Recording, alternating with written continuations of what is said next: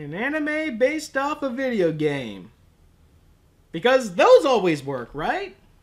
And not just any kind of video game, but a fighting video game. Need I remind you how those usually wind up? No! I'll never give it up! Not to anyone! Oh man, this is gonna be sweet! I'm operating under the assumption that most of you have at least heard of Fatal Fury, but for those of you who haven't, Fatal Fury was a precursor to King of Fighters. It introduced SNK's most iconic characters, and a metric butt-ton of Terry Bogard sound clips and My Shirini porn, which both account for about 5% of the internet's total content, barely edging out those goddamn smarmy Facebook e-cards. It's a shame those never seem to tell the truth. Now, Fatal Fury's popularity demanded that several anime adaptations be made, with Masami Obari tapped for director and character design. If you're unfamiliar with Mr. Obari's work and aesthetic, allow me to show you a montage of breasts for the next minute. Subtle. Nuanced. Sophisticated.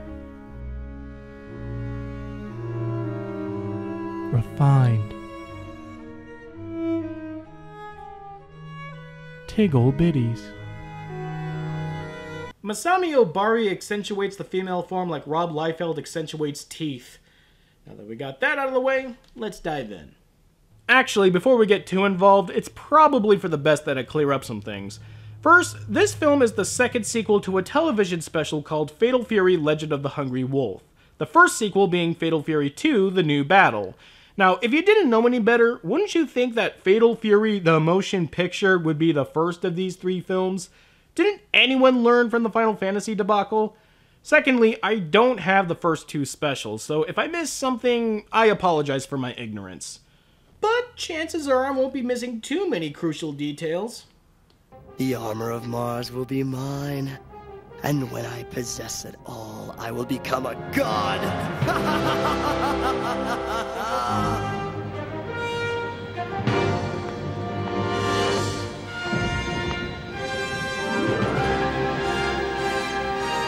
Feel the storm, it's coming.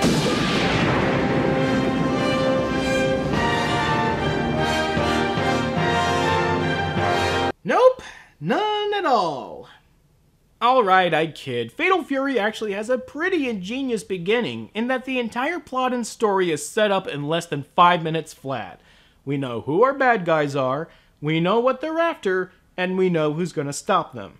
It's like I don't even have to watch the movie. God damn it.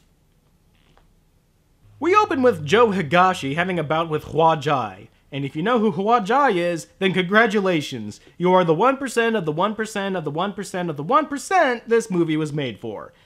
Watching for the stands is Andy Bogard and Miss Memories herself, Mai Shirini. Also, Mai wearing a shirt that says milk right where her tits are. Subtlety that make Hitchcock weep.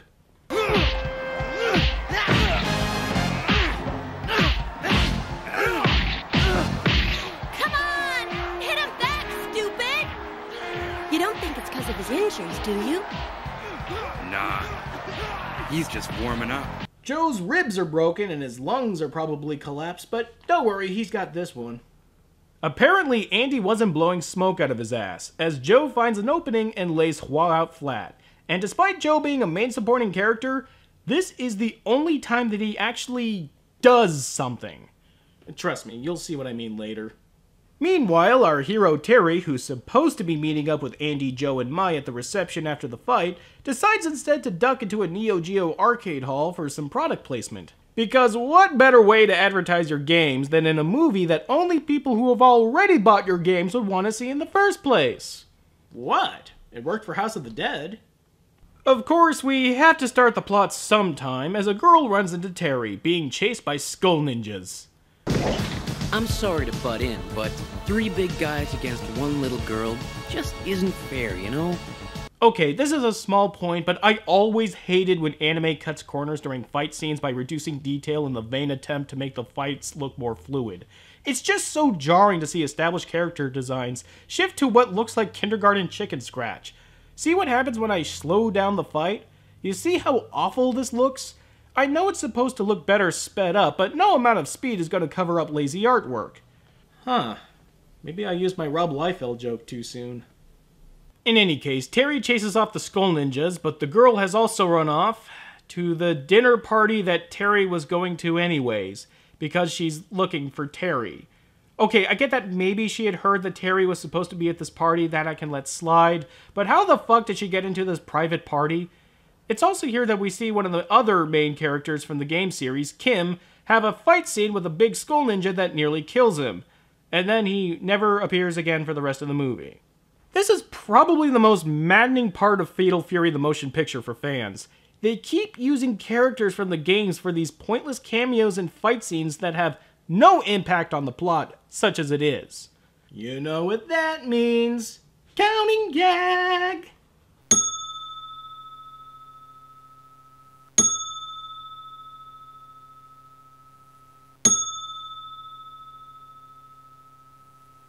Terry! Get over here. Hey, that's... yeah. Cheng Sinzan. Place your bets, folks. How high will that counter go? The girl finally introduces herself as Sulia after the pointless Kim and Cheng fight scene, who explains that she's been looking for Terry to help stop her brother from gathering the pieces of armor that we saw in the beginning. Well, why not? Sure, I'll go. Terry! I'll go with you. Huh? I'd like to see with my own 2 eyes just what made Cheng so powerful. Hey, don't forget about us. What the hell? I got nothing better to do. All right! Let's go to Club Med, shall we? Oh, goddamn. Why couldn't Joe be a pointless cameo? So we get an exposition dump as Sulia explains that her brother is after the armor that once belonged to their ancestor, and it's said to imbue the wearer with the power of a god. At least that's what I can glean from her near-breathless explanation while I'm trying to sneak a peek at Mai in her rope bikini. But don't feel left out, ladies, because Joe is in a Speedo for some reason. Oh, and Sulia can heal wounds, too. This is a map that my ancestors put together, showing where all the pieces are hidden.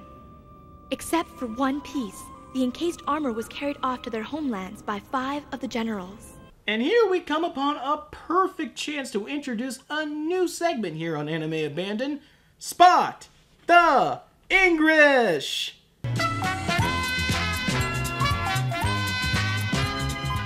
I'll be showing you a frame of the film and you'll have 10 seconds to spot the English.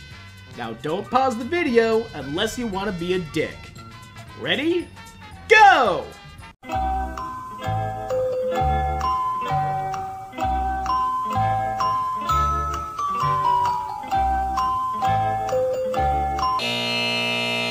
Time's up! Did you spot the English? Point to the place where you think you spotted the English. If your finger is pointing here, wrong! Saudi Arabia spelled with a Y is not English. That's just stupid. However, if your finger was pointing here, then you're correct. Italy spelled with an R is classic English. Pat yourselves on the back if you got it right, and better luck next time for those who didn't on our next installment of Spot the English!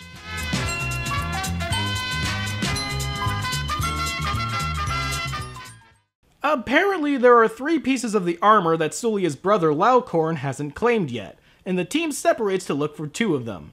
But it seems that Laucorn is in on the plan. Howard, Jamin, we'll split into 2 groups and follow Sulia's people. When you see your chance, capture that armor.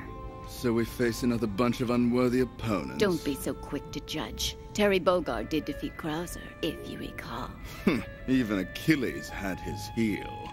Krauser had no spirit. Oh my god. As I recall, Jamin doesn't care much for my style. Fight fair and square. Don't kick them when they're down. That's your way, isn't it? Well, I'm different. I use any means possible.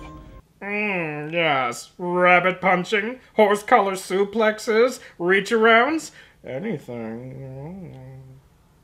Would you get a load of this guy? Fucking John Waters would tell this guy to turn down the camp. I haven't seen a more effeminate bad guy since Kuja. Painted nails, lipstick, feather headdress, exposed midriff.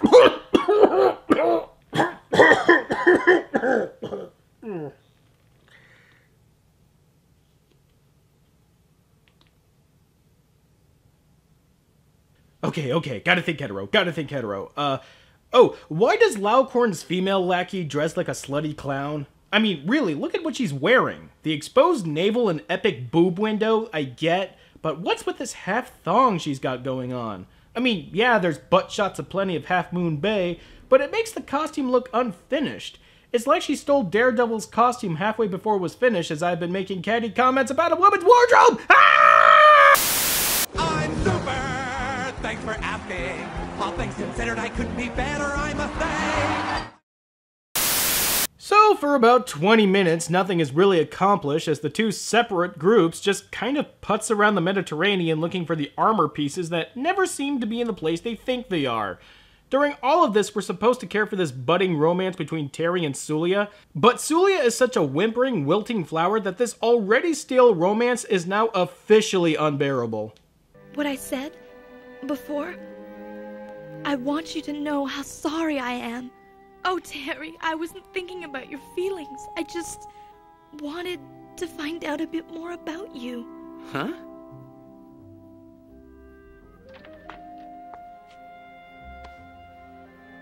Ask me all the questions you want. Terry, thank you. Ugh, fucking hell. I thought this movie was called Fatal Fury, not Whiny Woman Needs Boyfriend.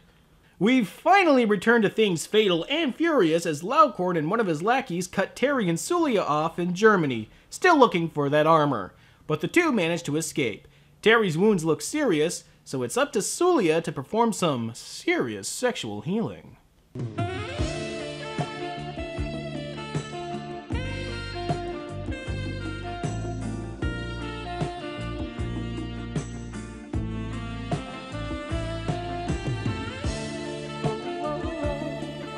I could use this song 1,000 times and I'll never get tired of it. Meanwhile, Andy and Mai go to a nightclub to meet up with Jubei Yamada. Now, because he does wind up giving important information to Andy, his presence isn't really pointless, but don't worry, there are plenty of pointless cameos to go around. Andy, is that you, Bogart? Hey, Richard Meyer, long time no see.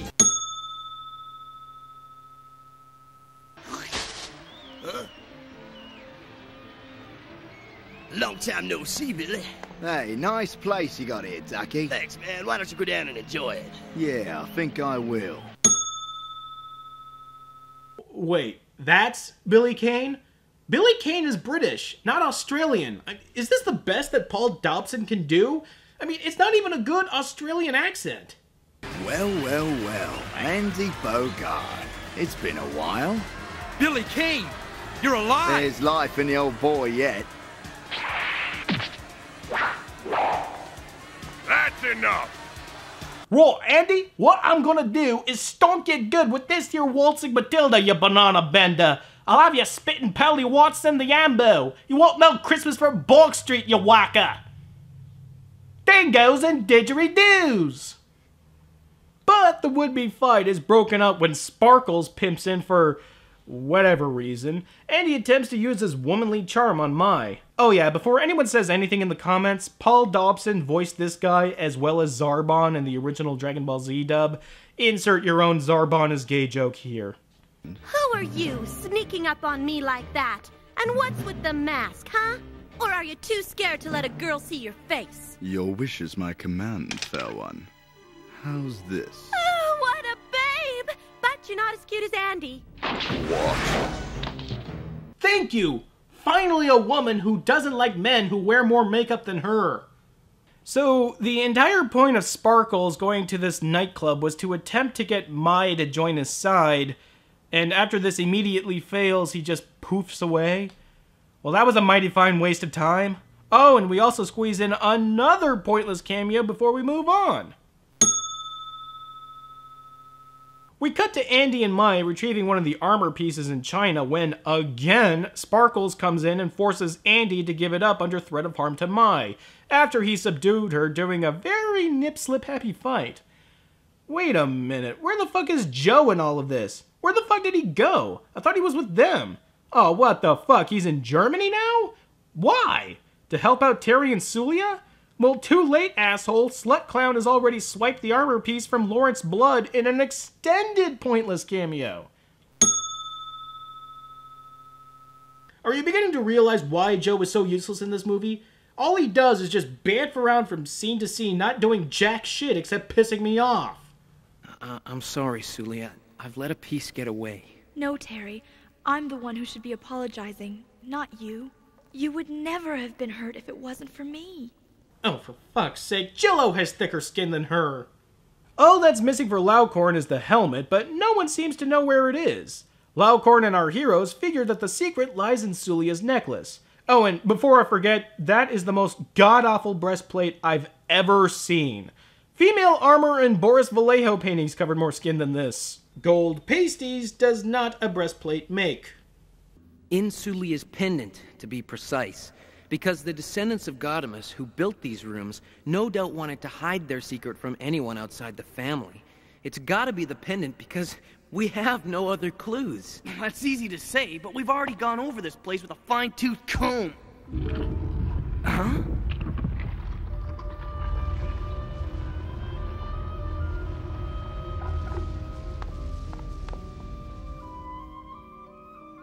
That's it? That's Joe's entire contribution to the plot? He accidentally trips a switch that leads the way to find the helmet? Anyone could have done this. Why the fuck is he here? What the hell? I got nothing better to do. All right! Let's go to Club Med, shall we? Oh, that's why. Because he has nothing better to do. Fuck you. The gang find out that the helmet is in the Dead Sea, but Laucorn's lackeys make off with Sulia, leaving Slut Clown and Sparkles to duke it out with Mai and Andy. Luckily, our heroes fare better this time around, with Mai delivering the mother of all boob knocks to Slut Clown.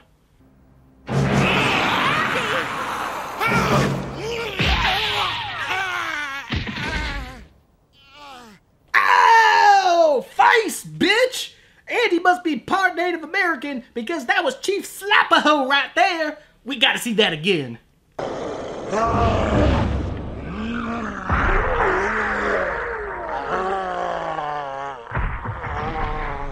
Damn! No amount of Maybelline gonna cover up that, Sparkles. With the gang reunited, they make off for the Dead Sea, where Laucorn has some baddies waiting for them. Terry makes a break for it after the other three offer to hold the line, but he runs into Laucorn's last lackey.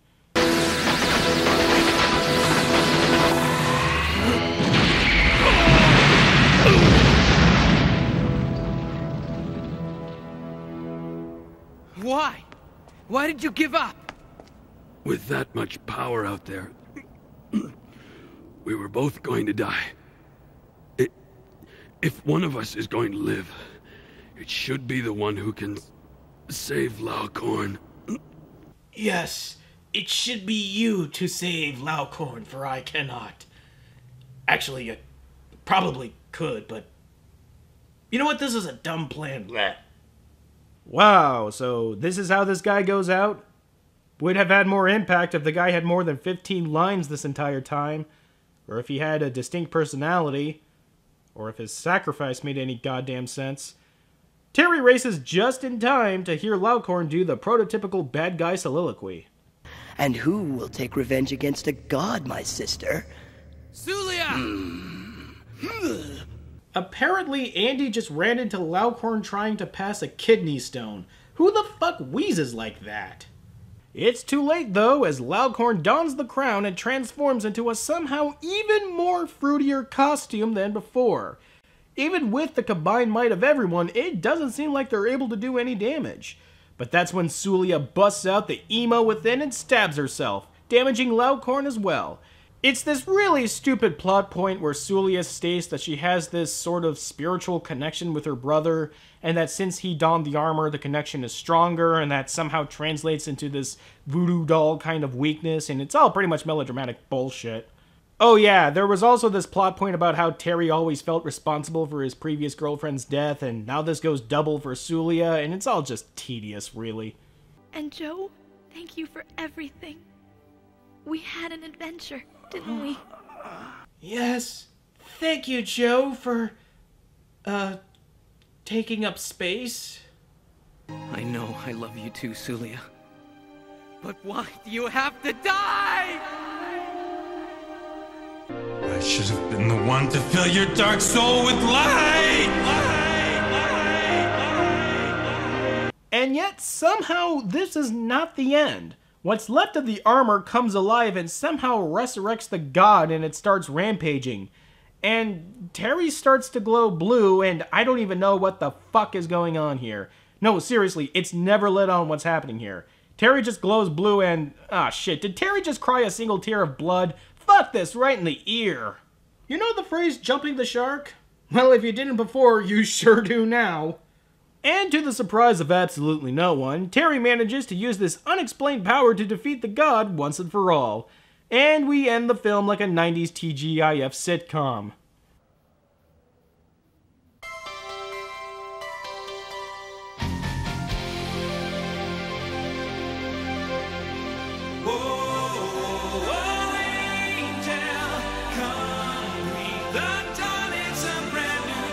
Oh my god, the cheese! It's like I'm swimming in a vat of Velveeta. Oh, Fatal Fury is stupid, yes, and it can be downright silly at times, but what really defines this movie is just how uneven and boring it is.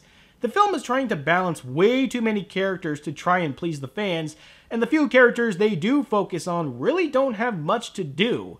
It's not entertainingly good or even entertainingly bad, it's just boring with occasional bits of silly. Though Fatal Fury is far from a good movie, it's also far from being Obari's worst piece of work. There is still much, much worse. Till next time.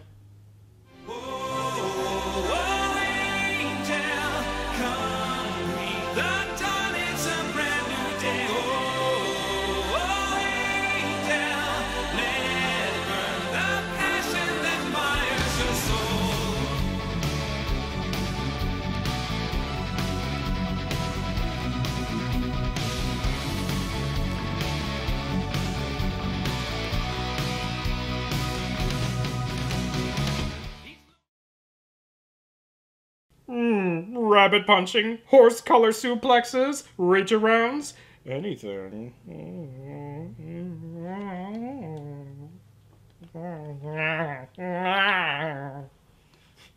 Went into Nigel Thornberry there for a moment. Maybe for like an end stinger joke. I'll do this with my hands. Oh. They're not mermaids, they're dugongs.